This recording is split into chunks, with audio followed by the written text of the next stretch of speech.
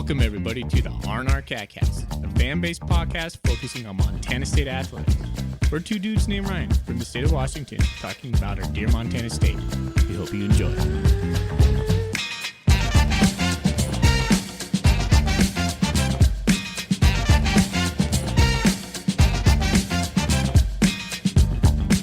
All right, welcome back, Bobcat fans. Thanks for joining us on another episode of the NDSU. I'm one of your hosts, Ryan Foley. He's your host, Ryan Thornburg. We are the Ryans of the RNR, the Montana State affiliate of the Big Sky Podcast Network, and we have a sweet sponsor this year, Gear Up Sports, a youth sports platform focusing on solving a uniform and apparel headache for coaches. If you're a high school or a youth coach and need uniforms or player packs, please contact them at www.gearupwithus.com. Make sure to mention the RNR Catcast. We know spring sports are right around the corner. Time to get those uniforms. Hey, Thorny. We're here, buddy. We're here. It doesn't feel good. It has not been a fun 3 weeks of Montana State sports in general. Like, it's been kind of rough on a lot of fronts, but in particular football. But we're here. We're going to talk about it. Going to get it off our chests, and hopefully we'll feel better in the end. I'm glad you mentioned that, man. I feel beat up as a Cat fan right now. Just absolutely whipped. Coming off Cat Grizz, and then last week, and oh, man, and then, today, the transfer portal opened, and it's sucking players left and right into the portalness and then spitting them out in places where there's tons of money. It's the Wild West, man. It is absolutely wild what's happening in college football right now. It's basically just a free agent market, and apparently there's no rules or regulations at all. They're supposed to be, but they're so easily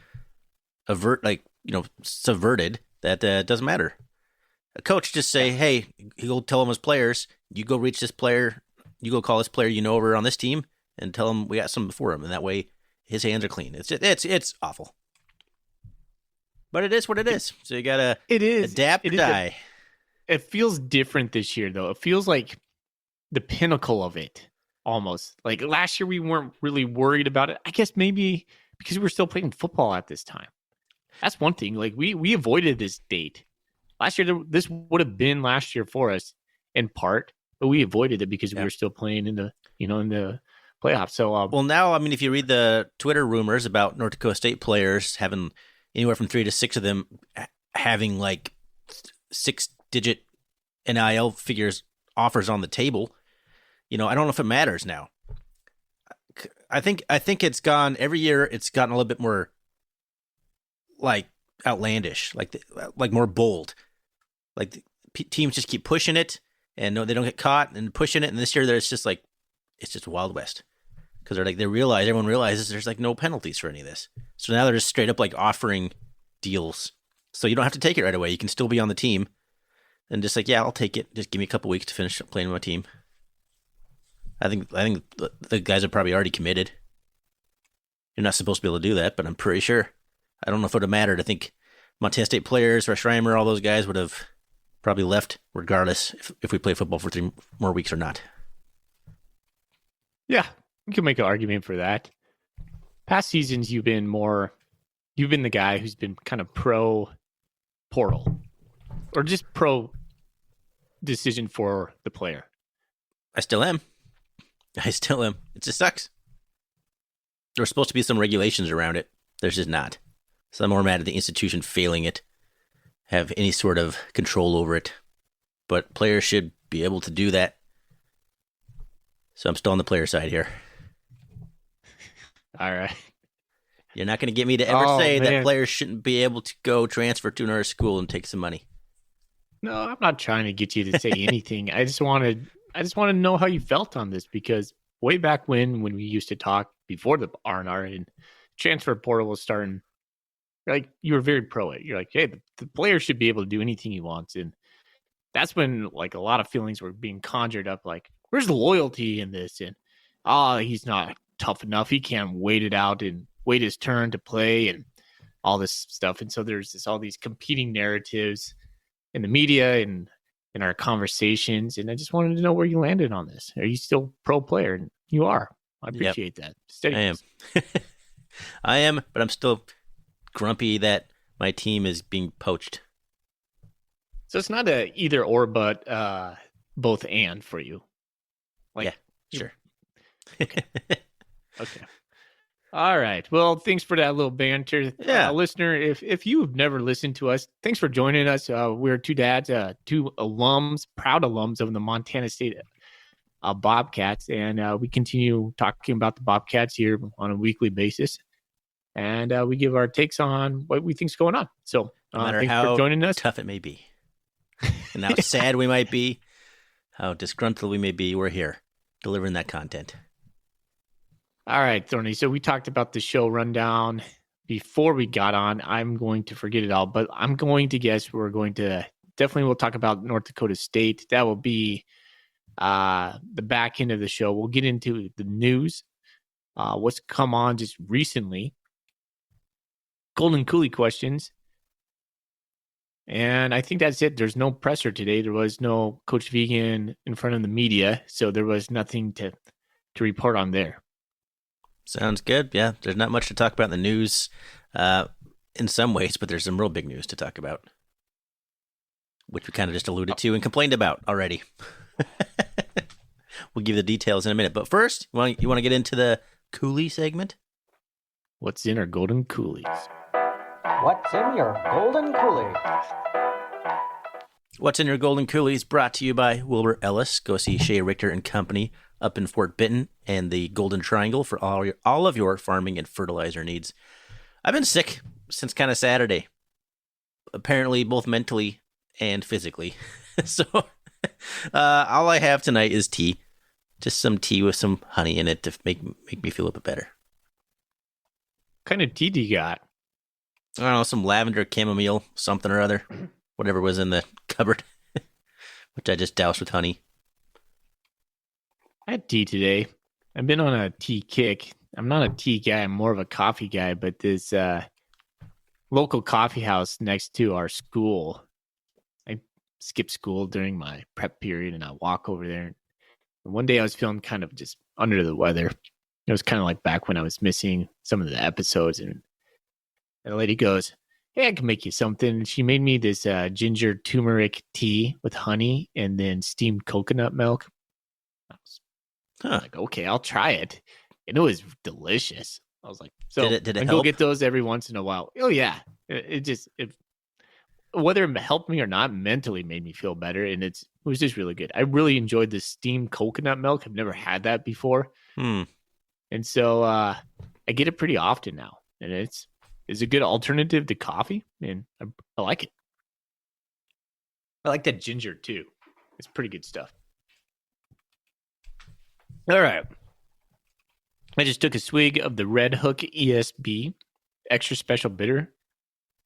I had these in my garage fridge for a couple of weeks now. I haven't tapped into these. I know I debuted them a while back. Maybe this might have been like pre-Eastern Washington. So I think it's fitting. I'm extra special bitter right now. you are, man. You're kind of salty. I think this is going to be a good episode for you. You have to let this out. You just have to talk your way through it, because at the end, if you're not feeling better by the end of this, then Ryan, I don't know what to do for you, buddy. I don't know. I wasn't really feeling that way up until I got on the microphone with you, and all of a sudden I'm just like grumpy old man over here. So we'll see. We'll see where this goes. I know, right? I don't know. I've kind of come to terms with the loss and everything, but I don't know, the portal thing today, I just wasn't really expecting it to be so hard and furious, so that put me kind of in a bad mood, I guess. Yeah.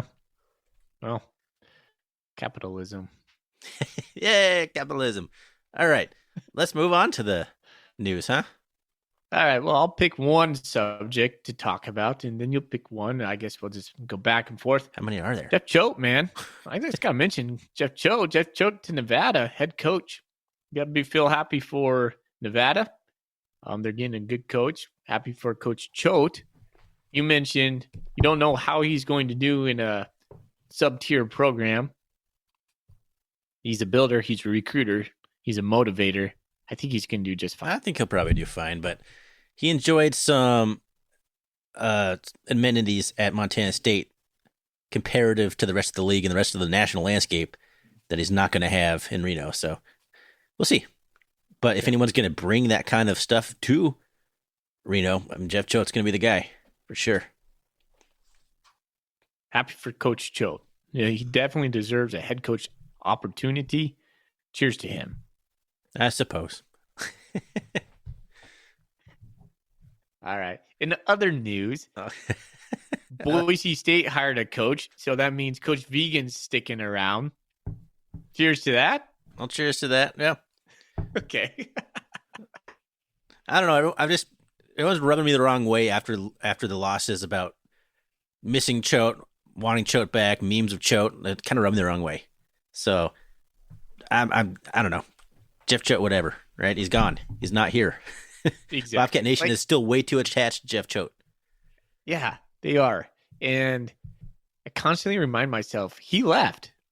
He left, man. Him. Yeah. Yeah. He left. It's like the girlfriend that dumped you and you're still pining for her. Like, she left, dude. Like, at one point, you just got to cleave and go, yeah. Yeah. I'm more nervous now. Okay, Jeff Choate's at a school. Now he's the head coach. Is he going to start poaching Montana State players that he recruited? I mean, that's more, I'm on the negative side of things.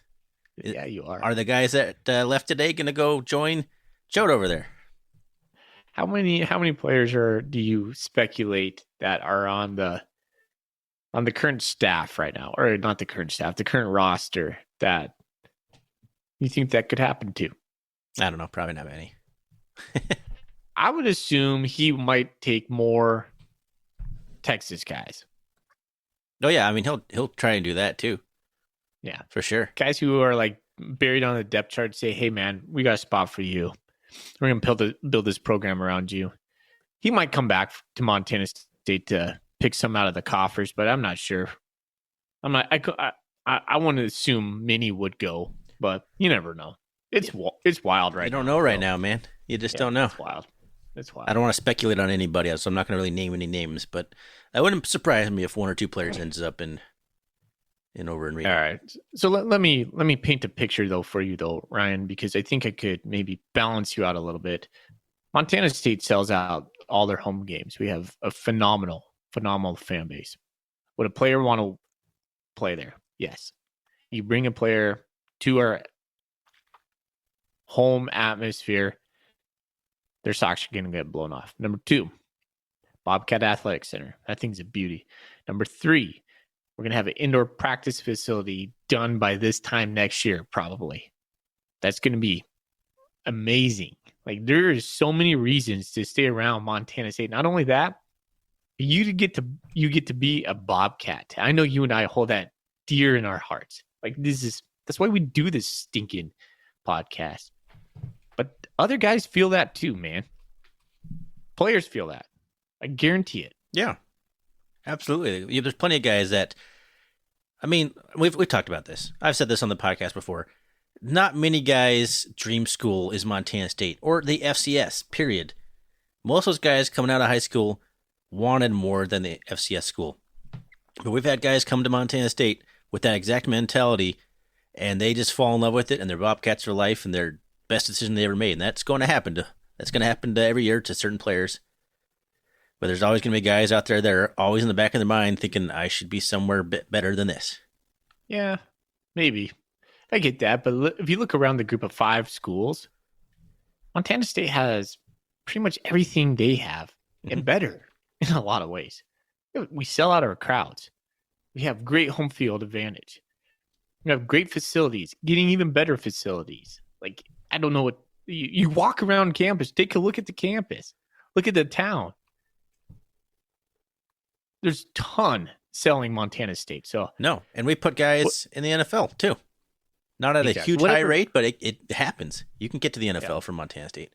There's a lot of positives, and I don't want to knock Montana State or anything like that, but I'm just saying, like, that's not what guys are looking for when they're coming out of like Iowa or something, or like a guy getting recruited out of Washington. You know, they're looking for higher. And you hope that they fall in love with it and become Bobcats for life. But if someone's going to offer them some money and flashy things like, hey, we got a coaching staff here that's proven to put your position into the NFL, blah, blah, blah. There's going to be lots of things to entice players away. Absolutely. I was putting myself in position. You texted me early about Mark Gronowski, rumored to have a $1 million offer from Iowa. That was Zach. Okay. Well, but yes, there you go. The rumor's out there. Yes. 21, 22 years old. You get offered $1 million to go play in the Big Ten. I don't care how dedicated you are. You're stupid not to do it. Stupid. Exactly. Especially since a lot of these guys getting these NIL deals, they're never going to be a pro player. Exactly. So you're never going to have a chance to make $200,000, $300,000, $1 million to play the sport you love ever again. Like, do it. Good point. So do it. I thought about that. That's why I am always on the player's side. So it just sucks being at a school and a program at a level of football where it's going to be, you're not going to be the one luring away ever. You're going to be the ones getting poached. That's just where we are on the totem pole. Yeah, Montana State's in a position where we can develop these guys. We can give them some NIL. We have that Bobcat collective with Brandon Van Cleve, which is a great thing. I'm really glad that they stepped up and got that going. Yeah. But I don't know, it's kind of, I mean, we could go back and reread the article I wrote, the lone article I ever wrote for this podcast, this media conglomerate that we have about Danny Sprinkle leaving. It's like, you just got to enjoy the really great players while they're here, because not many of them will stick around for the full tilt at Montana State. Coaches, if you're a really good coach, you're probably going to be gone. If you're a really good player, I mean, they're more likely to stay around if you're a really good player. But, there's going to be good chances that really good players are going to move on before their career is done at Montana State. You just got to enjoy them while they're here. That's the mindset you have to have. Because otherwise, you're just going to be pissed off all the time about the portal. Yeah, I think you're right. I'm not sure it's always going to stay like that, but for now, that's where we're at. Yeah. Maybe the pendulum will swing back. There's still the COVID year with a bunch of guys with extra eligibility laying around, so it's still a little bit of a mess, and things are still feeling their way out. But yeah, for now, I mean, you can't get too mad about it.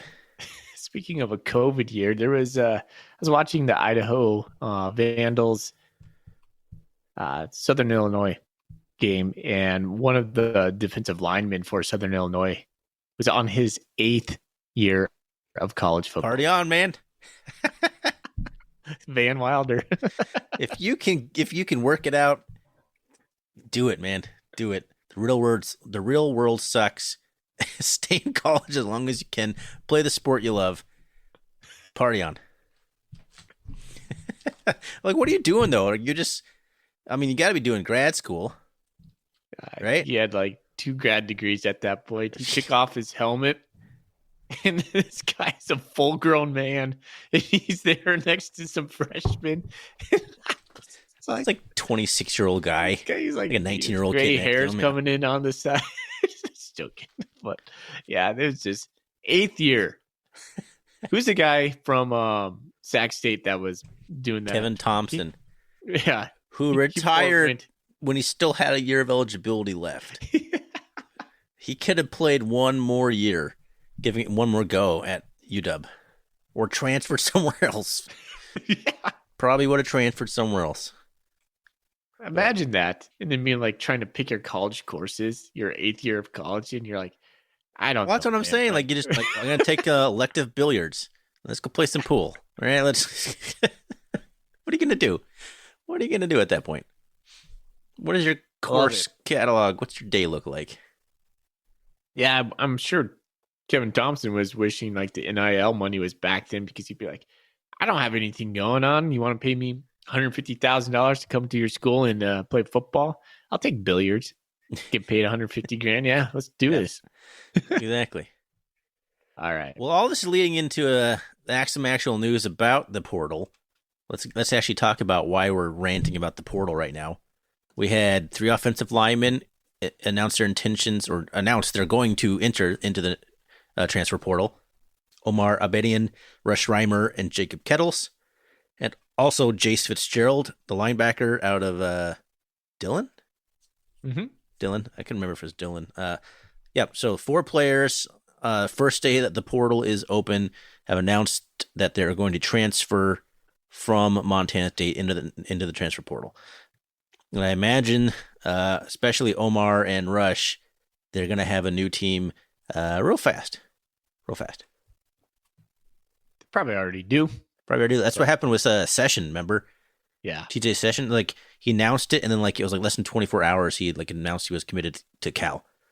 It's like, you can't tell me that there wasn't any tampering when guys announced their commitment so fast after entering the portal.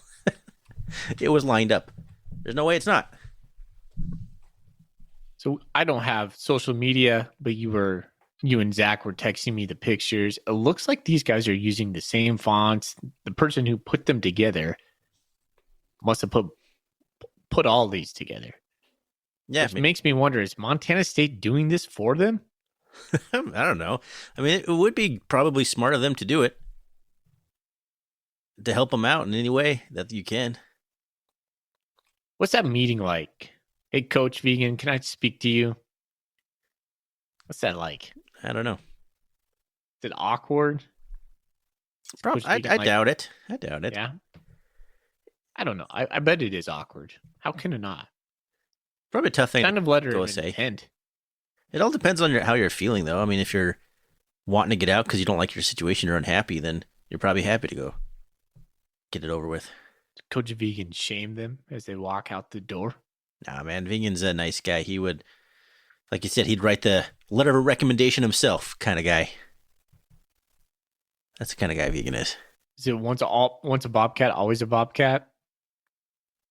I don't know. I don't know what you mean by that, I guess.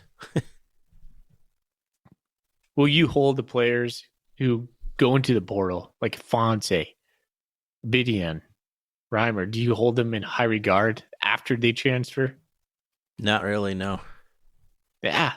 I think as a fan, I'm leaning that way too. I'll be honest, like I'm happy for them. I wish them the best. Once you're like, if you chose to leave Montana State to go play somewhere else, I'm done with your football career. You know, like I'm not going to pay attention to it.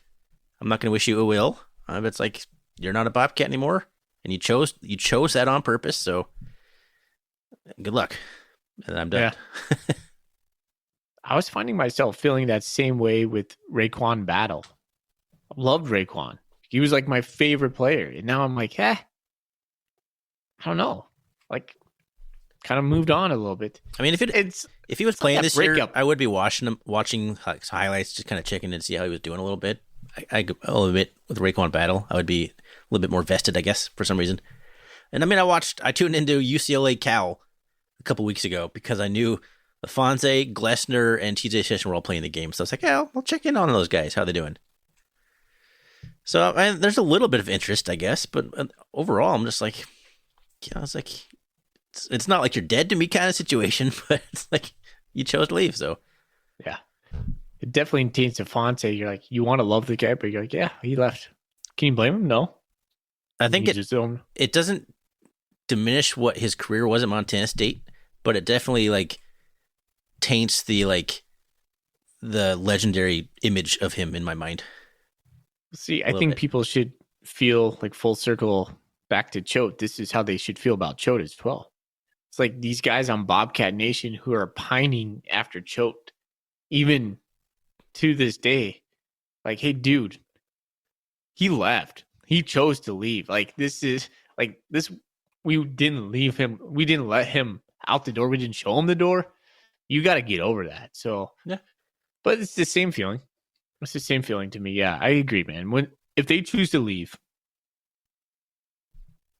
and you and I, we bleed this stuff, man. It's Montana State till we die. It's just how we are. Yep. I know we're gonna sound like you can call us like bitter for this. I'm not bitter about any of this. Like, go on and do your thing, man. Doesn't mean I have to like care anymore. I guess I don't know how to phrase this without sounding like an a-hole. It's okay to be an a-hole. I'm not wishing anybody bad luck or anything. No, I'm not even bitter these about don't it. matter as much to us anymore. It's just out of my mind now.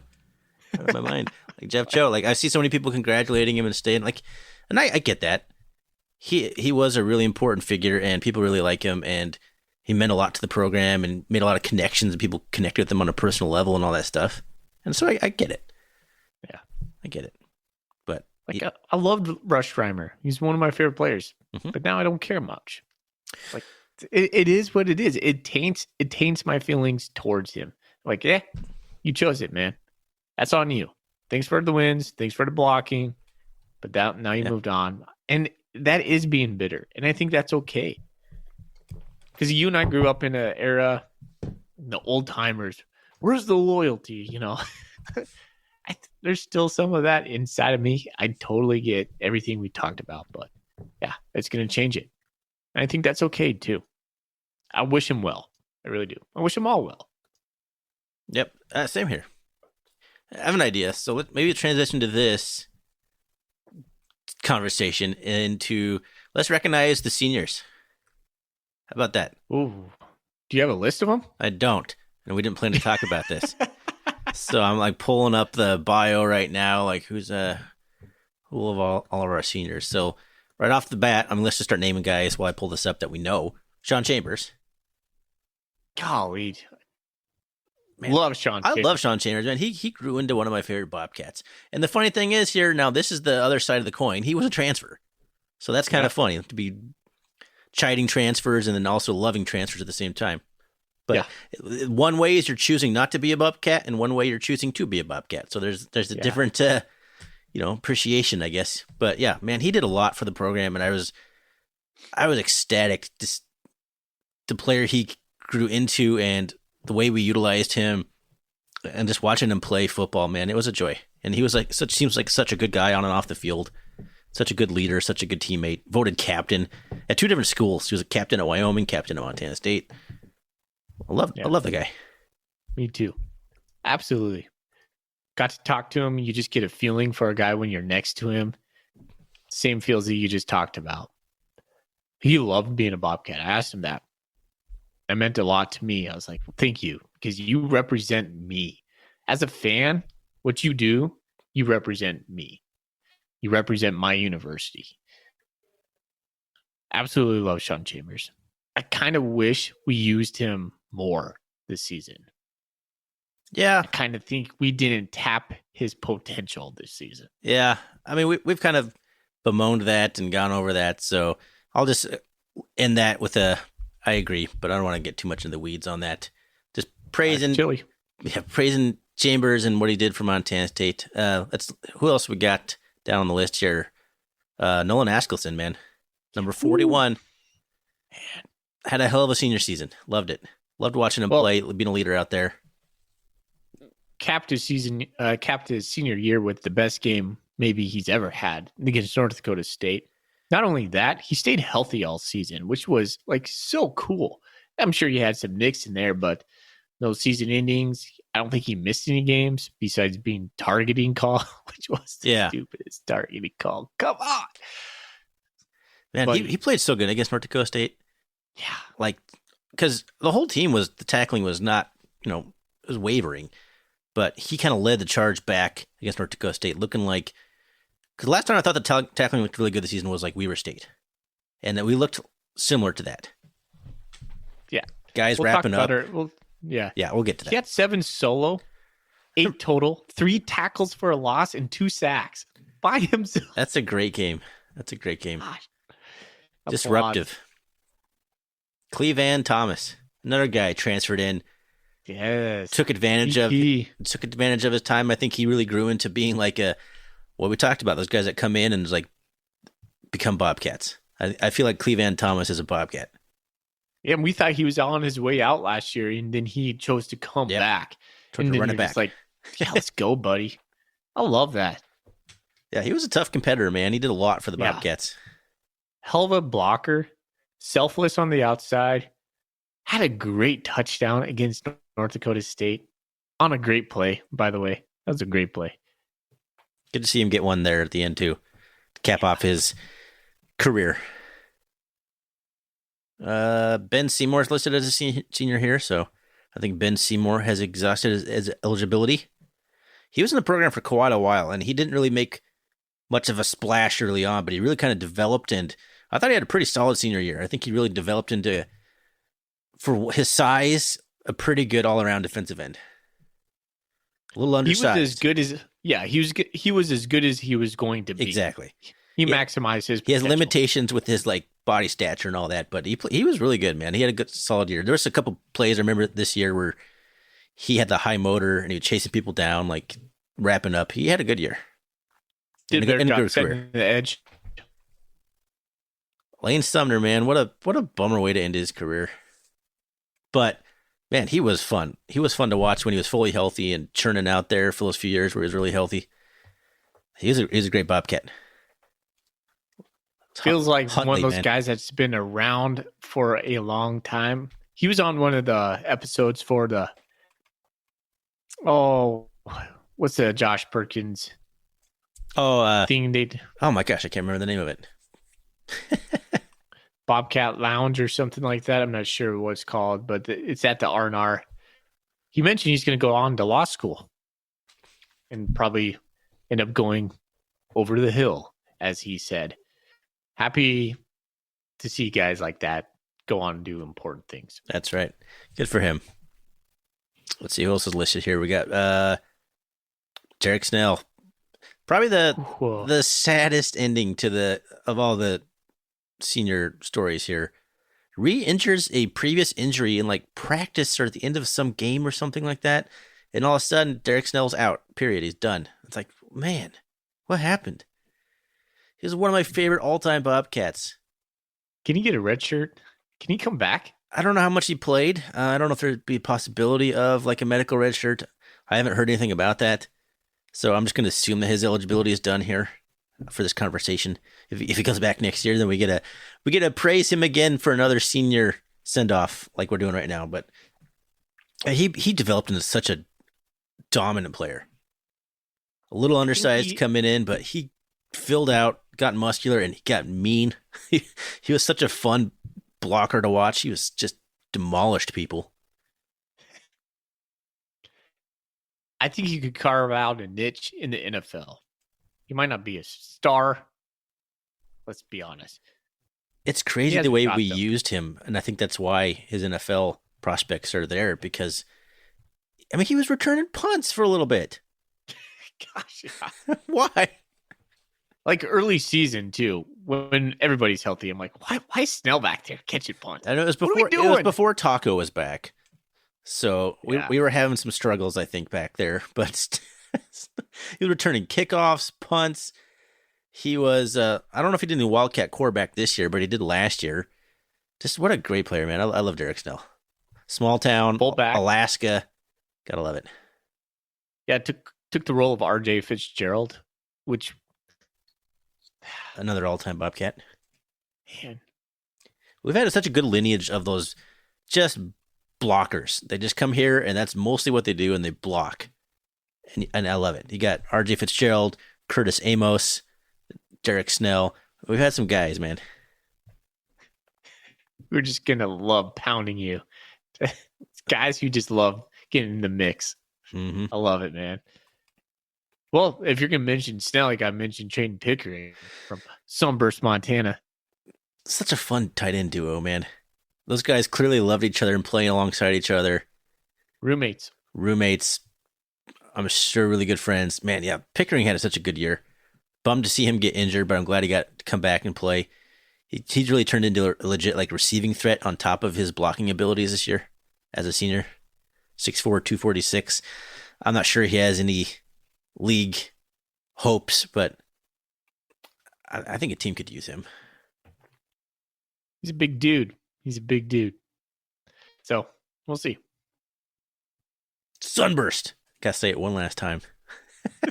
Sunburst, Montana, Ben. Okay. I see Cole Sain's listed as a senior here, but I'm pretty sure on Bobcat Nation they're saying that he probably will be back next year. So must have the COVID year of eligibility left or something like that. David Alston's listed here as a senior. I think he's probably gone, transfer from Nebraska. I mean, appreciate him coming on and being kind of a role player and all that. Didn't really ever seem to make much of a huge impact, but we really appreciate guys that come over and, oh, what do you, I can't read that screen you're showing me there. Check your text messages, buddy. What am I supposed to be checking? Is there breaking news right now?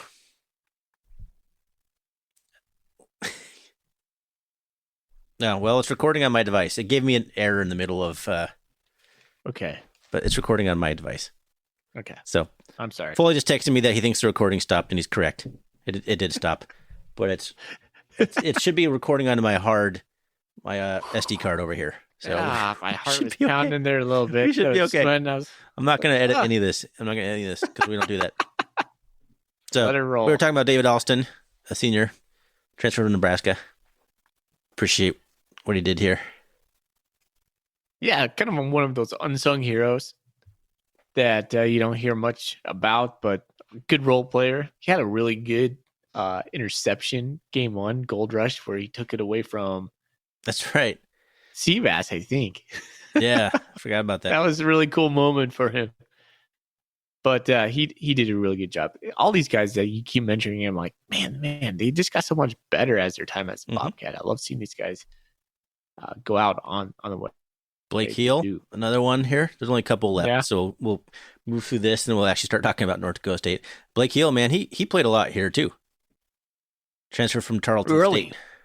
Yeah, he came in with vegan, and was like, "Who's that guy with the pot belly in the middle? Who was super tan and like paint? He had like the real painted like warrior paint on his eyes. A lot of time, the paint you put under your eyes for the reflections. I forget what that stuff's called, but he put a lot of it on. The intimidation factor. Overcame a back injury. Started playing really well this year. He's a good player on the inside when we were rotating. Another guy listed here as a senior, Taven Williams, Andre Williams' younger brother. Pretty cool for him to come over here and make the team, and he contributed here and there. I saw he got some playing time this year. There's a guy that I'm going to tip my hat to. Like, there's a lot of guys that I would tip my hat to, but he is one of them, because if you listen to his story, he's had to do pretty much everything. At one point last year, he was running back. He's receiver, That's right. Special teams, scout team. That guy is a team player through and through. He is a definite Bobcat. I mean, those are the kinds of guys you need on your team. Absolutely. You need those guys. Guys who are never going to be the stars. They might get 1 or 2 touches here and there. Stick it out, and they do it for the team. I love that kind of player. And the last guy I see here, Lavelle Price Jr. Yeah, that boy. What a good story. What a good story. If you haven't read like the articles on him on like Skyline, go check him out. He has an incredible story. Perseverance to make it all the way through his senior year and have a pretty good senior year. A little bit injury prone as well, but when he was playing, man, you could tell he was an impact player, and the defense was a lot better when he was on the field. Mm-hmm. He waited his turn. He fought through everything, and he got his time as a senior. Gotta love it. And when he was making plays in the backfield, he would just get so amped. Loved his energy this year. Well, congratulations to the senior class there. Felt like that would be a good yin-yang situation to all the transfer portal complaining we were just doing. So some positive stuff here for the guys that left the program, graduated, exhausting their eligibility. So kudos to those guys. Congratulations. Thanks for being Bobcats. So now we get to talk about another downer, which is the North Dakota State. Oh, man. Okay. You want to get right into the stats on this thing? Stats. Let's just blow right into this. All right, stats. The Bobcats lose on a blocked extra point in overtime, 35-34. The Bobcats get 21 first downs to just 18 for the Bison, 3 for 10 for the Cats on third down, including 1 for 2 on fourth down, where the Bison were just 2 of 9 on third down, and they did not go for it on fourth down. The Cats had 509 yards of total offense for just 374 for the Bison, and that includes just 78 yards through the air for North Dakota State. On 6-14 passing, 5.6 yards per pass.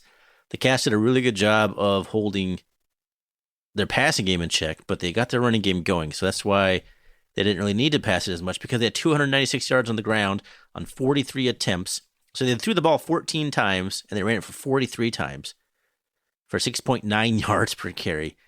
At one point, I think Tamarack Williams was like averaging like 42 yards a carry, had like 3 carries for like 150 yards or something. The Cats had 230 yards through the air on one of probably the best performance of Tommy Lott's career on 14 of 19 passing, 12.1 yards per pass, an interception that doesn't count because it was like a Hail Mary situation right at the end before the half, so who cares? 279 yards on the ground, 40 rushing attempts for 7 yards per carry. If you told me that the Cats had these stats and scored 34 points or even 28 points, I would have thought we would have won this football game. Easily. 6 penalties for 46 yards for the Cats, 7 for 45 for the Bison, so pretty even there. Some costly ones timing-wise for the Cats. That was kind of the brutal part of those. And then time of possession about dead even. There's only about 30 seconds of difference between the time of possession. So pretty even game in a lot of ways. The only real difference, if you look at this, is the passing game was much more prolific for Montana State, and the total yards quite a bit higher. But everything else is pretty even. Painful one, man. Combing through the stats last night, I was preparing for this episode. Like, gosh dang it, we went toe to toe with these guys and had them in so many of these key stats, and it goes off. But sacks, North Dakota State, 2 sacks for 6 yards. We sacked Cam Miller 4 times for 25 yards. Man, we were getting after it. I love the game plan. Yeah. We'll get into that. Points after? Nah, I had to put it in. I'm sorry, Thorny. 5 for 5 for NDSU. Why are you bringing that up?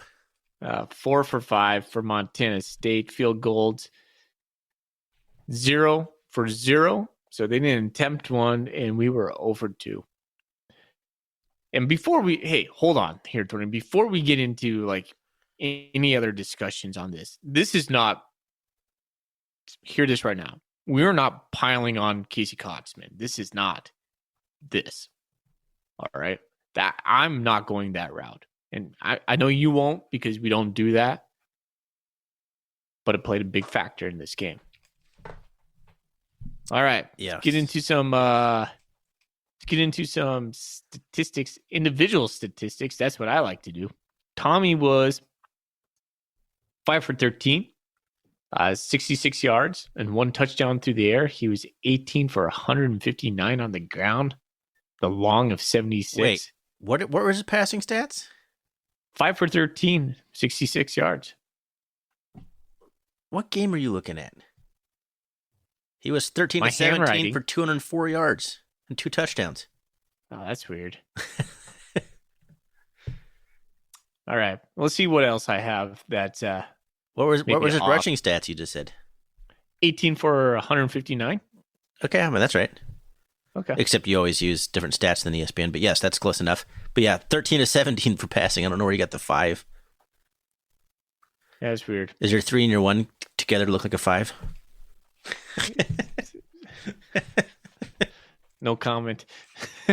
Scottree Humphrey was 10 for 77, 1 touchdown, and then he had a catch, 3 catches through the air for 41 yards. Chambers, 1 for 2, 26. Does that sound right? That's what it says. I got that. Oh, yeah. All right. And he had 8 carries for 46 with a long of 29. He limped his way to those 29 yards. That was revelatory. We'll talk about that. Jared White was 3 for 10. Not sure why Jared White didn't get any more carries. That was weird. Ty McCullough had a good game, 4 for 92 with a touchdown. Cleveland Thomas was 2 for 48 with a touchdown. Taco was 2 for 38. Jacob Trimble was 1 for 18. Move over to the defensive side.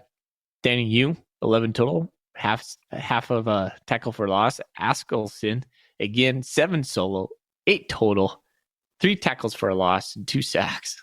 Man, that stat line. That's probably the best defensive stat line I've read all season. Hands down. Brody Greavy, 7 total, 1 tackle for a loss, 1 sack. Blake Stillwell, 4 solo, 7 total. Sebastian Valdez had 4 total with 1 tackle for a loss. Lavelle Price Jr., 3 solo, 1 tackle for a loss, and 1 sack. Moving over to North Dakota State. 2 guys I put down there. We had Cam Miller. He was 5 for 13 for 66 yards through the air.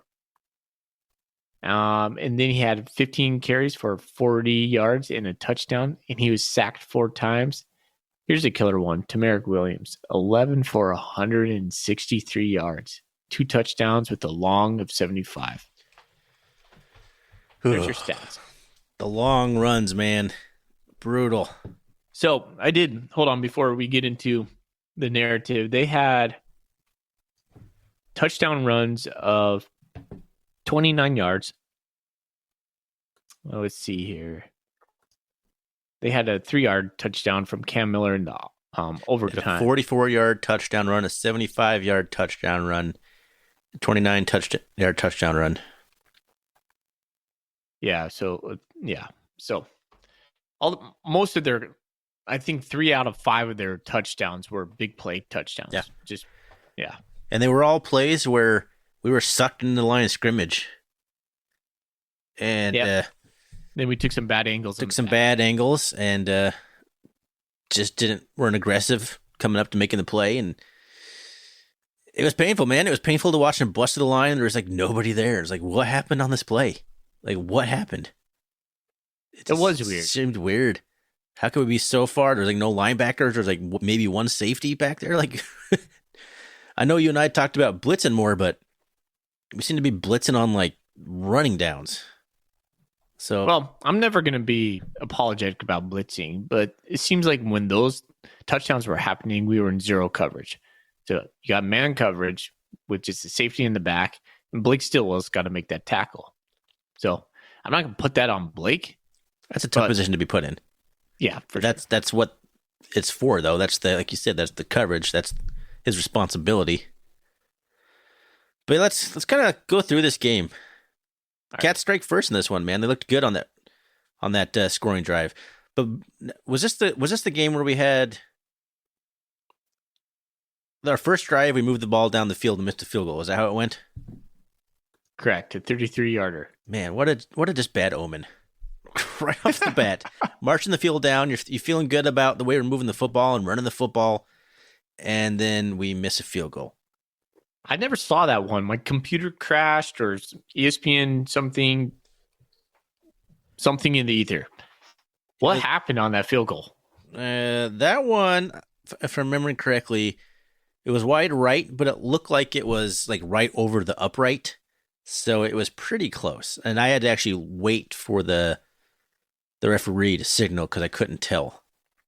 Was it on the left hash?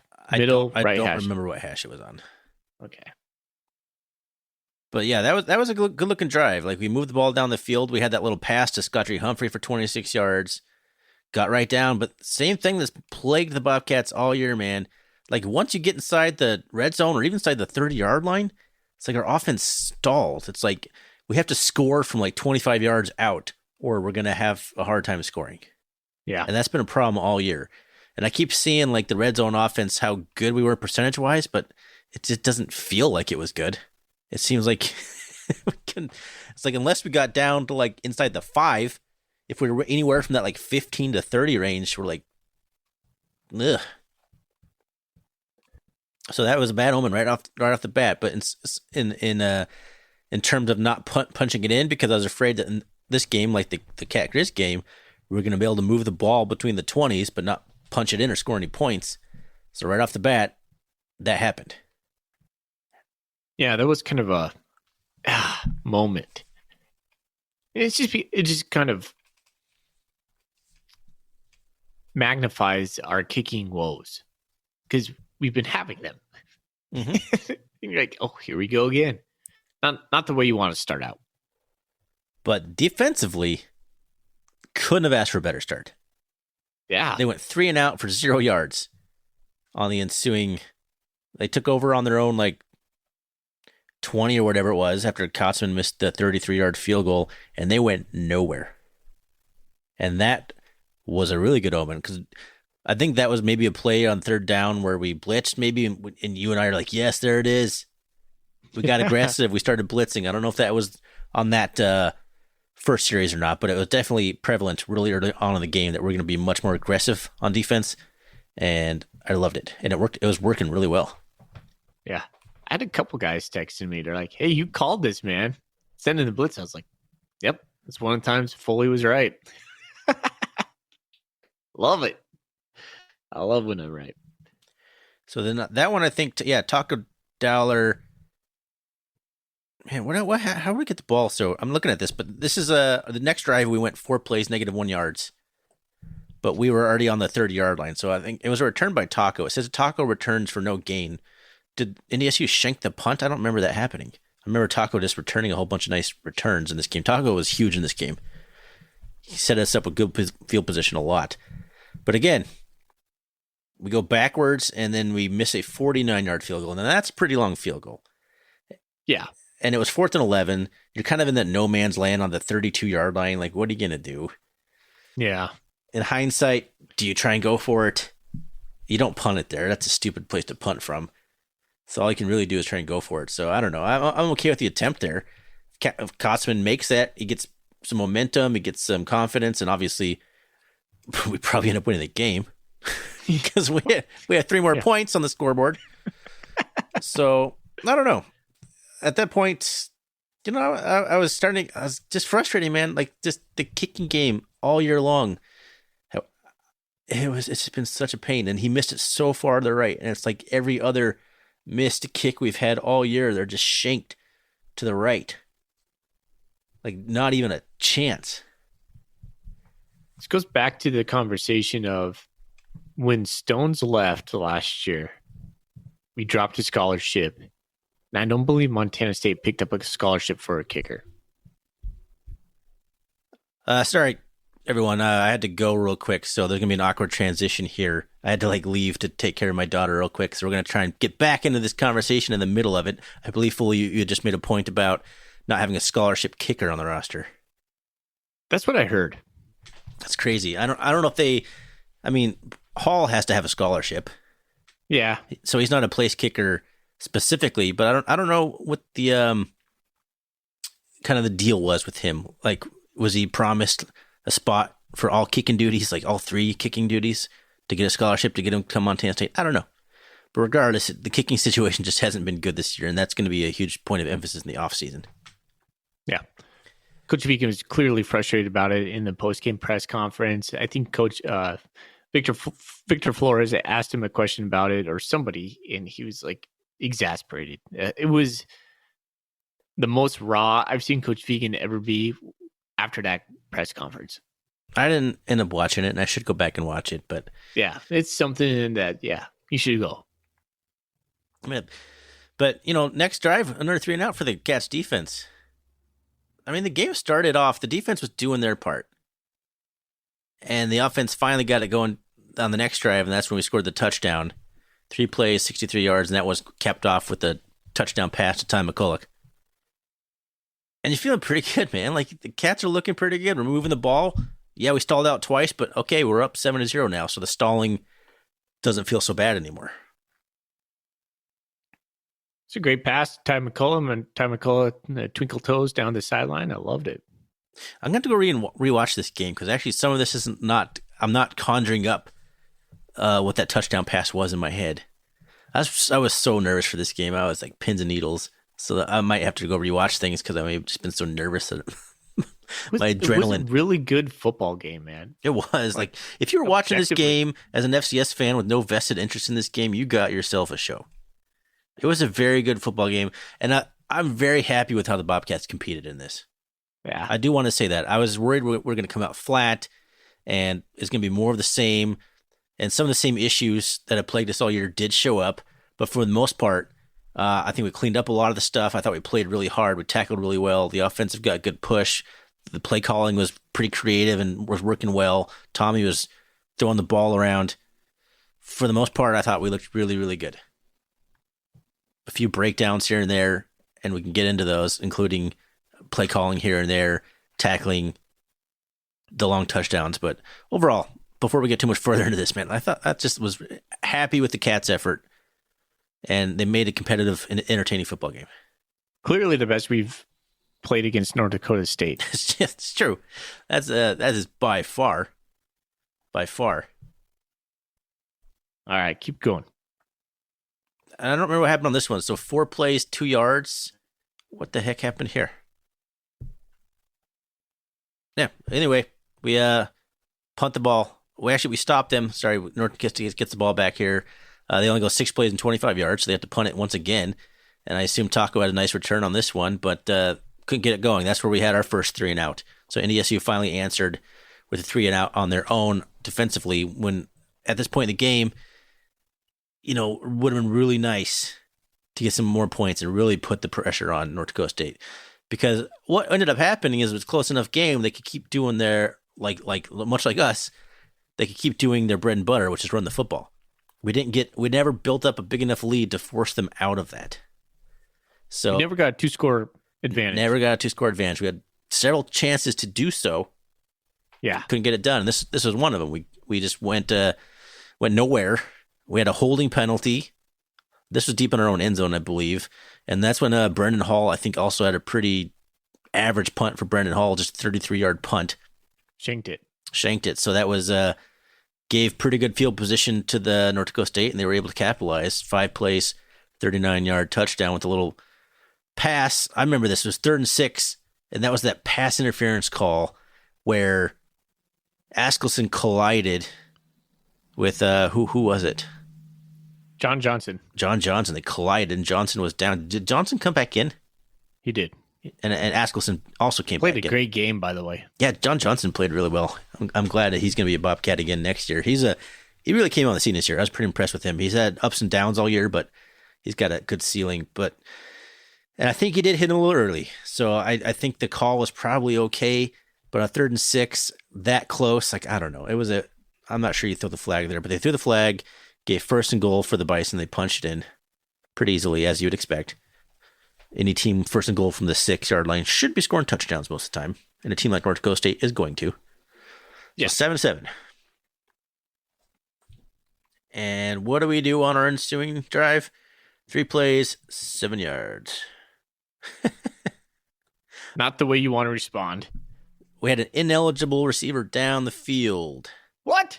That happened this game? And pass interference on North Dakota State. That was the offsetting one. That was a weird one. Yeah. But there was an incomplete pass, so we ended up having to punt the ball there. But Brendan Hall boomed that one for 58 yards. That's much better. Made up for that one. That's a hell of a punt. He has those in him, which is awesome. We didn't have those last year. It was always 42 yards. So the next possession by North Dakota State ends up with the 44-yard touchdown run by Tamarick Williams. I think it's the one where we went left, and McCade O'Reilly picked the wrong gap, and he ran right around him and just sprinted down the sideline for an open touchdown. I think that was this one. Yeah. How are you feeling at this point? All of a sudden, momentum seems to have changed. North Dakota State's got back-to-back touchdowns. We've had back-to-back 3 and outs, I believe. Yeah, I'm not feeling good, man. Oh, it's like, oh man, is this it? Here we go. Steamroll now? Yeah. And I'm going to out you, dude, because you get really negative during these moments. You're like, here we go. We're going to lose. This is it. This game over. You do the same thing. I don't want to hear it sometimes, from you. Sometimes, but you're a little bit worse than I am. I'm a little bit worse. Okay, I could live with that analogy. I could handle. I'm a little bit worse than you. I'm like, just shut up, Thorny. Quit being so negative right now. Yeah, I don't know, man. I still had the lingering, like everyone else, effects from the cat. But you don't put it into head. the existence. You just keep that inside your head. You just shut up and move on, man. Well, the good news is the cat shut me up on the responding drive because we responded nicely with the touchdown. Yeah, a 71-yard, 6-play touchdown drive to tie the football game, and this is right before halftime. There's a minute and 5 seconds left before half. What a absolutely huge touchdown drive that was. Like that was, if that didn't go well, or we had to 3 and out and give the ball back to the Bison with like 4 minutes left, it could have gotten ugly in that first half. But we responded, absolutely. And we marched down the field. Got a little Chambers in there, a little 12-yard hobbled Chambers run. tie the game before halftime, 14-14. And we were going to kick off to the Bison, so that was absolutely huge. And what did they do, Thorny? First play of the second half? Yeah. Well, they got a holding. I don't know what you mean. They did on the very first play. Looking at the drive chart here, it says North Dakota State penalty, offensive holding. Huh. What do you have? What do you think? Well, they score a 75-yard touchdown to Merrick Williams. Oh, I'm looking at the end of the second half, or the first half, sorry. Yeah. Okay, yeah, first play. That's right. 75-yard touchdown, right? Sorry, I was looking at the wrong drive. I forgot about that. I forgot that was the first play of the second half. Oh, man. Any goodwill, any good thoughts you had with how the first half ended was pretty much erased immediately. Yeah, that felt bad. But it was reversed so fast with Tommy Malotte's longest touchdown rush of his Bobcat career, which doesn't seem correct to me, but it must be 76-yard touchdown run on the second play of the Bobcats' possession to tie the game. That was the weirdest thing ever. It almost happened too fast. You were like, okay, well then reset the half. Yeah, the second half just restarted like 2 minutes into it. Like, okay. Well, that was completely wasted. None of that just mattered. It's all back to square one. Yeah, so now we're sitting at 21-21. And then the game begins to me. The second half was all the pivotal moments. Yeah, we forced a 3 and out with 0 yards. We stuff them.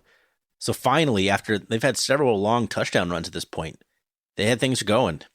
And we stuffed them and got the ball back and then scored a touchdown. Yes. Scored a beautiful touchdown. Awesome play. Yeah, on a Cleveland Thomas touchdown. Yep. Well, we had both Chambers and Malott on the field at the same time. Kind of a little pop pass to Malott, or maybe I can't remember. Maybe it was a little handoff. Yeah. Anyways, he just flicked it backwards. A misdirection play. Cleveland was open in the flat. Hit Cleveland. Cleveland catches the ball at an awkward angle. Tommy put it on him, but it was contorted his body perfectly and then raced to the pile. He was still able to turn around and race upfield. It's always hard on the TV angles because those ones to me look like the hardest to judge how far he is away from the defenders. It looked like they were right on him. The TV angle makes it hard for me. I was surprised he was able to turn the angle or get the ball turned upfield and score the touchdown. I was like, nice, sure. Cleveland, nicely done. That was a great play call. At this point, I thought House Wright was calling a great game. A lot of creative stuff, maybe using the quarterbacks a little more than I wanted, but Scotty Humphrey was getting it going, and we had 28 points early in the third quarter. You got to feel pretty good about that offensive performance to that point. There's nothing much to complain about. At this point, you're thinking Montana State goes up 2 scores.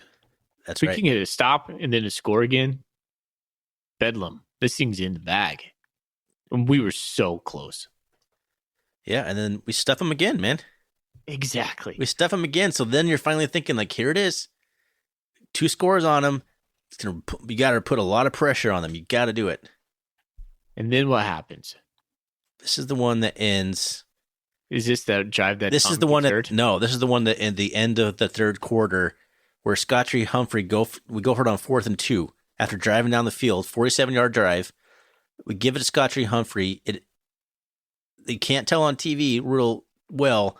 They give him the first down on the field. They mark it first down, and then the Cats let 8 seconds or so run off the clock, go to the break in the fourth quarter, come back from commercial break to here. They reviewed the play, and Scotty Humphrey was actually short. So, yeah. How does that happen, though, Thorny? Does somebody on North Dakota State have to signal that? Do they have to say, hey, look at that? Or is it just a byproduct of having enough time? I don't know. I'm still iffy on the rules, especially I think the playoff rules might be different. I think it all might be reviewed by the booth. I'm not sure. I'm not sure whose decision that was. But in hindsight, man, if it was a close call, now you're just run up to the line and run a play. The Cats slowly walked off the field because they knew they had the first down, holding their hands up for the fourth quarter. Everyone's all happy about it. But yeah, man, it's any close play. Conventional wisdom is always run up there and just snap the ball as fast as you can. But So, I don't blame anyone for not doing that. But Scotchy was on what was the down or distance on that? it was a 4th and 2. And remember, he got like tackled in his knee. No, I remember the play, Yeah. but where was he at on the field? North Dakota State's 37-yard line. Okay, so we were on their side of the field. Like we were gonna. There's a good chance we're gonna end up with points on that drive. Yeah, and Scotchy uncharacteristically pauses and gets hit. Like one time Scotchy Humphrey doesn't just run as fast as he can to anywhere. He pauses for a half a second, and it's just enough. Absorbs the hit, and then like what? Yeah, that was but he thought he got the first down, so it's like, okay, well, all right, but no, they reverse it. They reverse it. So the fourth quarter starts. The Bison have momentum after getting a 4th down stop. Mm-hmm. And what do? They go nowhere. They go nowhere and punt the ball. They end up with I'm not sure. They end up with a 4th and 27 for. They have like a delay of game. They get a. I guess they get a first down. The drive chart on ESPN is hard to read, but regardless, a huge sack. They end up punting on that. On that series. I don't know. That's the one where it looks like they tried to run Cole Payton a couple times, and he got like stuffed both times. Yeah, that guy was going nowhere. Yeah, and there it is. Cam Miller sacked by Nolan Askelson for a loss of 12 yards. Yeah, and that was huge. And then they got delay of game. I think they did it on purpose though to get like punting space. Looking at this now, but yeah, they punted the ball. So okay, there we go. We had a play. It didn't go our way. Defense did their part, man. Got the offense the ball back.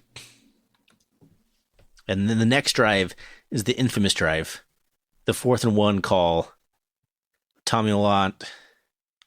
No, I guess it was third one. Sorry, it was 3rd down. But yeah, 3rd and 1. Tommy Lant, empty gun, runs it up, not up the middle. He kind of goes off to the side and gets completely sandwiched and bent up and tweaks his knee or whatever. I don't know if he sprained his ankle or what it was, but it was a bad look, and he was obviously hurt, and he's out of the game, and we didn't get the first down. Okay, let's pause on this play. Yeah, let's talk about this play. Tommy missed the hole. Yes. It was open on the A gap. He took the B gap. It was open on the A gap. A lot of fans are going to focus on why do we call that Tommy went the wrong way. If he just followed the left side of the line, it's an easy 2 yards. Easy. I don't have too much problem with the play call. Like, we could have called anything there, but asking Tommy to get 1 on 3rd and 1 when he's having the game he is, I don't have a problem with that. A lot of Bobcat fans are mad about it because it seems they're thinking that this is a play that you get injured on. Why not just give it to our running back so we can do the same thing? And I get that angle of it, but it's Montana State football, man. It's not the first time we've run a quarterback on short yardage situations. Usually it's Chambers, but Chambers was obviously hobbled, and I think they just got up to the line and ran the play without having to make subs, so North Dakota State couldn't have subs. And once he went, everyone knew the play was going to be. It's like once you saw Tommy Malott sitting there by himself in the back on 3rd and 1, like Tommy up the middle. But no, he went. I think Tommy likes to bounce things to the outside a little too much. I don't know if he saw something where he thought he could get a bigger gain than needed, but I don't think he didn't have the right read on that one, like you said. And I haven't really heard anybody else talk about that. Credit North Dakota State for making the tackle on him. Absolutely, yeah. Yeah. They were right there. They hit him, and they crunched him. Same with the Scotchy play. Like, credit that linebacker for making the stop on Scotchy. Here's where I have a problem with this play. This is the one that haunts me when I'm staying up at night. We punt the ball on 4th and 1 right here, and we give it back to them with, I think there was about 6 minutes left on the clock at that point. I think, man, like this decision, I've run through it in my head countless times now. You run it on 4th and 1. It's no different if we give that up because they're going to score. Like soon as we punted it, you texted me, North Dakota State's built for this moment. They've done it 1,000 times. And I'm like, exactly. Exactly. We are marching down the field. Okay, so Malak gets hurt, so we got to bring Chambers in. Hand the ball off, 4th and 1. I think we were on the 47-yard line, our 47-yard line, or was it their 47-yard line? Our 45. Our 45. So that's not unprecedented to go for that. Jason Eck goes for that in his sleep, like 100 times out of 100 times. Brent Vicken doesn't. Yeah, and I think that's a call that's going to haunt him. One of a couple calls that will haunt Coach Vigen in this game. That's a hard one. Our star quarterback had just been clearly injured and taken out of the game. You got a hobbled backup quarterback, so you're thinking, okay, defense is going to win the game. Yeah, and granted, I made that argument on Bobcat Nation close after the game, like quickly after the game, because our defense has been playing lights out. Absolutely lights out. So I didn't have a problem in the moment where we're like, okay, we're going to punt. Actually didn't really think about it. I was like, okay, we'll give it back to him, but we'll make it stop. But we didn't.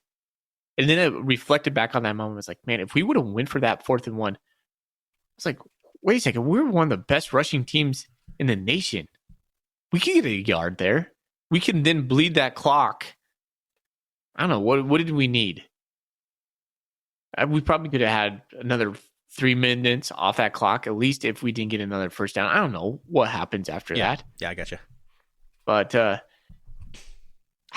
mean, you could even run Chambers out there under the gun and try and drive him off sides and call a timeout. Yeah, that's a super common strategy. That's a lot safer. Yeah, you lose a timeout, but you go out there, Chambers. Everyone knows Chambers is going to do it. You go up there, do a couple fakes and try and draw him off sides. Yeah, at the very least. Yeah, but that was a tough one. So we punt it there, and like I said, when I texted, I'm like, "This is what North Dakota State does, man. This is their game-winning drive. They've done this dozens of times, and that's exactly what they did. A 9-play, 89-yard, because it was a great punt by Brennan Hall to punt him down to the 11-yard line. But all it did was give them 89 yards, and they went it in 4 minutes and 48 seconds, with it capped off by a 29-yard touchdown run on 2nd and 11 from our 29-yard line to tie the game. But plenty of time left on the clock, right, Foley? Yeah. Problem is, Tommy Malot's no longer playing, and it becomes very evident if it wasn't at that point in the game on that long ensuing Sean Chambers scramble for 29 yards, he couldn't really move very well. That's the first time I really noticed it. Yeah, same. Because he was in a little bit earlier, but he had a 12-yard run earlier in the game. He almost scored a touchdown. I remember he was like getting hit, and he kept like his balance, and it was down to like inside the 10-yard line. Remember that? Yeah. So he looked like a strong Chambers there, like he always does. Hard to bring down, but he wasn't in the open field, so you couldn't really see. Like, I don't know, it really affected him when he tried to go into that top gear, and he almost like fluked his way down the sideline. It looked like he was going to run out of bounds. The way he's like limping, he's going to run out of bounds, and he like rounds the block and almost just scampers down the sideline and barely steps out of bounds. We could have been that close. Game of inches. Game we would have been. Yeah. So I do believe we could have hit a field goal from that spot where he got pushed out. It was like 15-yard line or something like that. Well, you're talking. We missed an extra point to lose the game, fully. So could we have made it a 26-yard field goal? At the moment, I would have thought we could. Yeah, fair enough. Yeah, this drive doesn't end well, though. Chambers gets sacked, takes 2 bad sacks. The second one in particular, where he like steps in the pocket, and there's like a North Dakota State player just kind of like sitting there, and Chambers just like turns and like runs straight into him. It was really not. It was kind of awkward and like depressing to watch it. It was a bummer. It was, and it was weird that we were calling those plays. It was almost like we weren't calling plays that could fit his physical limitations at that point. It's like, why don't we just hand it off to Humphrey right here? Yeah. Like, he's hurt. So like, this we got to protect Chambers right now. The weird part about this part is, too, this is when we brought Jared White into the game. So we brought Sean Chambers in. I mean, we had to bring Sean Chambers in, but then we brought Jared White in. instead of Scotty Humphrey's been playing the entire game and playing well. I don't know if there's some sort of like they have better chemistry together, like the package, like Chambers and White are a package, so might as well get them both out there at the same time. I'm not sure the thought there, but Jared White gets stuffed on first down, then Chambers gets sacked 2 times in a row, and then we end up punting it on 4th and 16. And I was tempted to go for it there or do a fake punt because there's 35 seconds left in the game. I mean, you're on their 42. I don't know. I mean, if it gets stuffed, then they have pretty good field position. So probably not. But it's just like I just don't want to lose it like this, But it is what it is. So we punt. We stuff them. They just take like it goes down the 2-yard line, and they pretty much just take a knee and end out the regulation. How are you feeling, man? How are you feeling at this point? Game regulation over, 28-28. Tommy a lot hurt. Sean Chambers limping around. Couple thoughts. Not great. And then I kind of had the thought too. I wonder how many Bobcats thought this is. Man, if we win this game, how are we going to do next week? Oh, I had the thought too. Like, if we win this game, it doesn't matter a whole lot because I think we probably get smoked by USD next week. With like a lot out. Chambers is our only option. We got like Reed to come on. Like I wouldn't be too optimistic about that, but you still want to give yourselves a chance to go play that game. But the thought crossed my mind, like, well, even if we survive this, I don't know if we survive any further. Overtime starts. 2 plays, touchdown, North Dakota State. Was it 2 plays? That's it? I'm looking at the wrong drive again. 5 plays. Yeah, they actually drove down a little bit, but it wasn't too hard. They drove down, and Cole Payton scored a touchdown. Correct. To make it 35-28. No, Cam Miller scored there. And at that point, man, I'm like, we're gonna lose this game, aren't we? We're going to lose this game. I was definitely down in the doldrums on that one when they scored a touchdown right off in overtime, and seeing our last offensive possession with the limited Chambers. I'm like, how are we possibly going to score right now? Oh, super easy, turns out. And then Scotty Humphrey, in a golden moment in Bobcat Nation, he scampers for 25 yards, and the clouds literally parted in like the gold in his helmet because the sun was shining, just like illuminated. And I was like, this is it. We're doing it. And he beats everybody to the edge untouched, 25 yards. Untouched. And man. Finally, Thorny, I was like, when Scotcher's going side to side like that and he gets like his momentum going, he can turn the corner. Exactly. And I'm watching this by myself, and I go for 2. Go for 2. End this right now. Pretty sure I texted you and Zach. I was texting everyone I was texting all day long with, go for 2, go for 2, don't kick it, end it. There was several reasons I was thinking about that. Mainly, our offense is gone right now.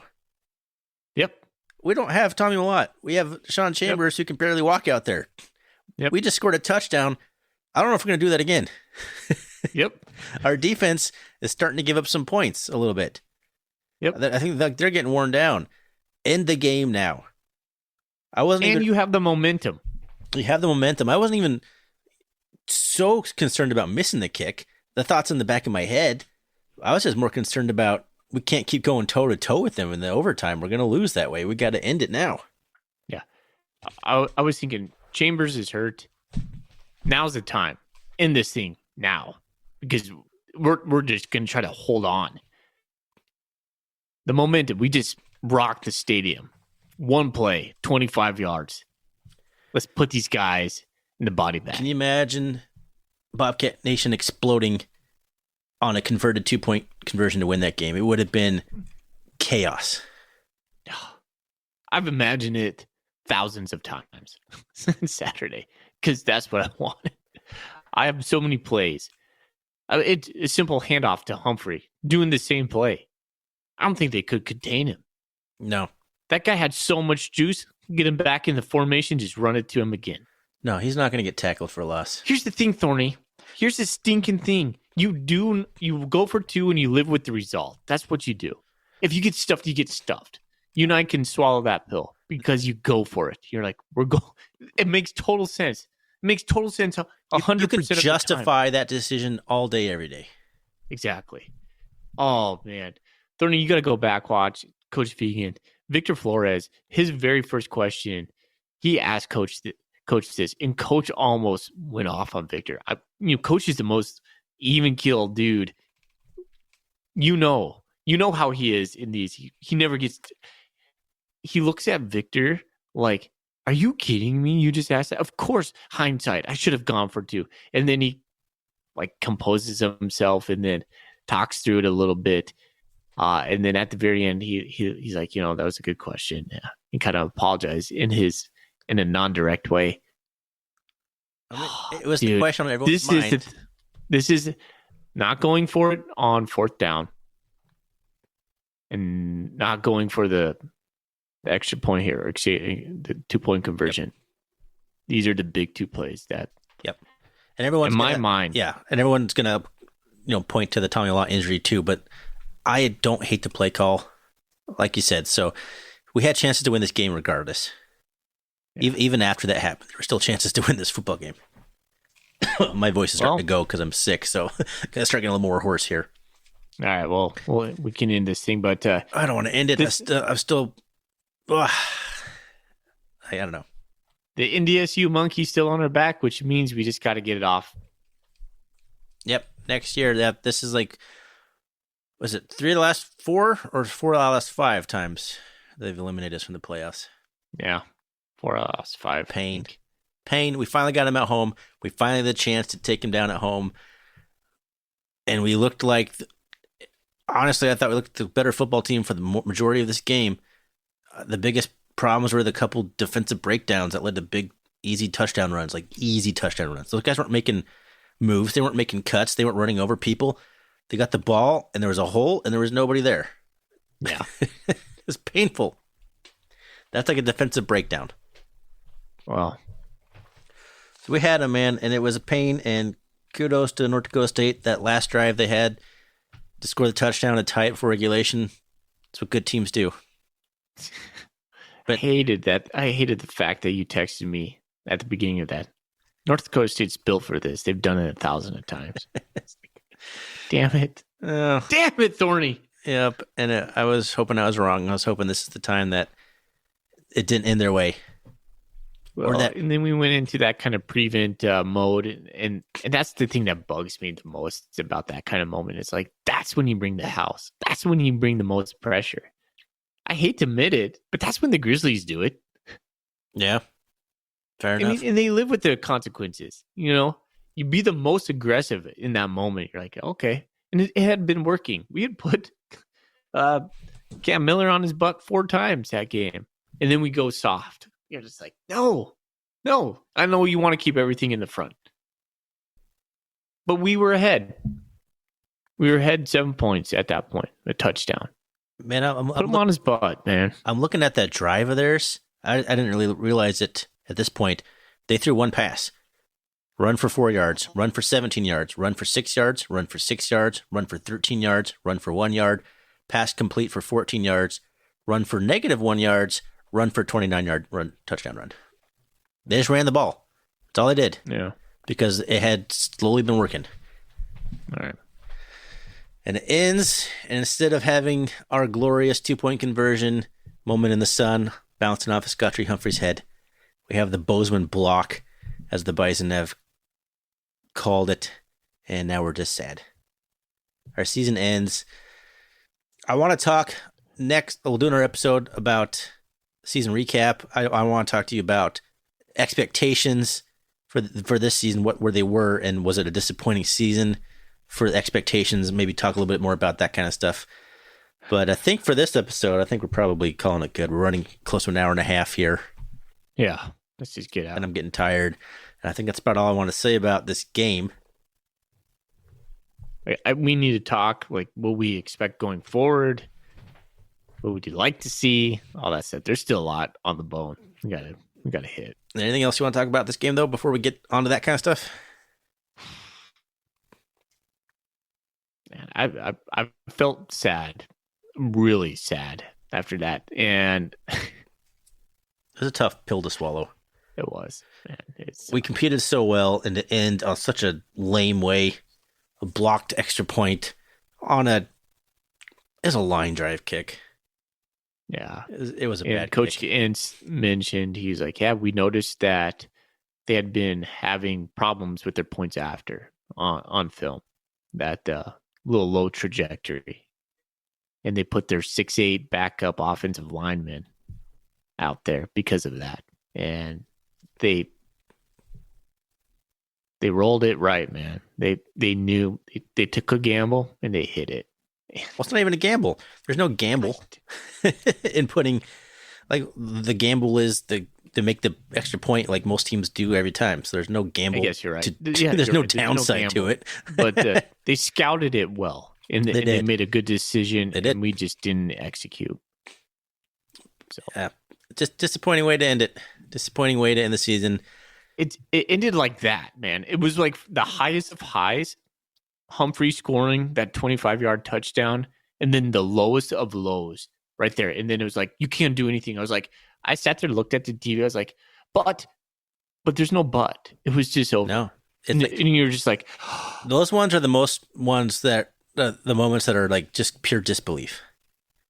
You're just like, did that just happen? How could that have happened? It's like, you're just like flabbergasted. I don't know about you. I had a hard time falling asleep that night because it kept replaying everything in my head. I was like, I couldn't stop thinking about it. It was terrible. So, so many what ifs. It was just a microcosm of the season. They're just what ifs, points left on the table. We had points left on the table in this game, and they just can't do that against a good opponent. Yeah. I don't know how good North Dakota State really is. They have played really well. I think they're a good football team, and they might just roll on to the national championship again. I don't know if they'll get through the rest of the side of the bracket, but they're good enough, man. They've been playing well. They're a team that's been there before, and when the things didn't go their way in Bozeman, they figured out a way to come back and win the game, and got to tip your hats to them. But painfully, pain. Yeah. That's it. That's good way to end. There's got to be a part 2 to this episode because we're gonna leave here feeling pretty crappy, but we'll talk it through later on. I don't know if we don't need to talk about this episode anymore or this game. Excuse me, but we need to talk about the season. Well, yeah. So we'll do a season recap, and there'll be moments in there where we can talk about some more positives. But for this one, this game, I'm just disappointed, and I'm still sad about it. It's going to take some time to heal. So I imagine we'll take some time off, maybe a week or two. I remember one time we waited like almost a month to do a season recap. That's not going to happen again. That was like one of our first seasons when we hadn't really settled into the recording groove yet. We'll get it done, but we might take a week off. Still have the brick episodes, the basketball episodes coming out weekly. Yeah, that could be a long season. Keeping things positive over here. All right, let's got that going for us. All right. Well, thanks first and foremost to everyone who listened to us all season or who joined us along the way. We really appreciate it. It means a lot to us for tuning in to us every week. Thanks for Gear Up Sports for being our awesome sponsor, as well as Wilbur Ellis for being our Golden Coolie sponsor. You can always find us on Twitter, RRCatcast. You can find us on the web, rrcatcast.com. You can find us on Instagram, RRCatcast. We're pretty much everywhere with that RRCatcast handle. Foley, let's get out of here for the final time. Go Cats. Go Cats.